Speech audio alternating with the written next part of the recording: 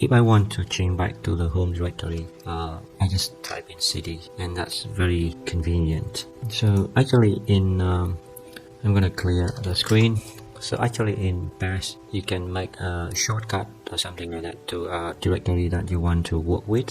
So I'm gonna open a file called, I think this is bash rc, and this is a container bash rc, and it has about a couple of things inside it already, similar to the bat command in Windows. In here, what I want to do is I want to go to, for example, quickly type in a command, and it's gonna bring me to this location. So here I'm gonna type in for example an alias, and I'm gonna name the alias is Niners on. Now maybe I'm not sure how to, maybe just Niners on. Okay, some of them Niners on win, and I'm gonna put inside, it's gonna be equal to cd, and then I'm gonna put in mouse, and then d, and then that location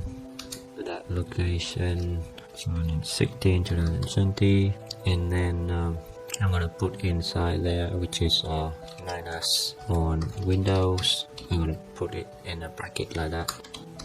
So hopefully it's gonna work for me, and I'm gonna just Control X. So I'm gonna call it again to make sure that it's in there. Okay, so it's in there. So I'm gonna make it Control X. Okay, so I'm gonna open that again. Source nano, and then that home directory, and then .bash rc, and enter. So here I'm gonna just I'm gonna see that this one needs to be no space here between that one.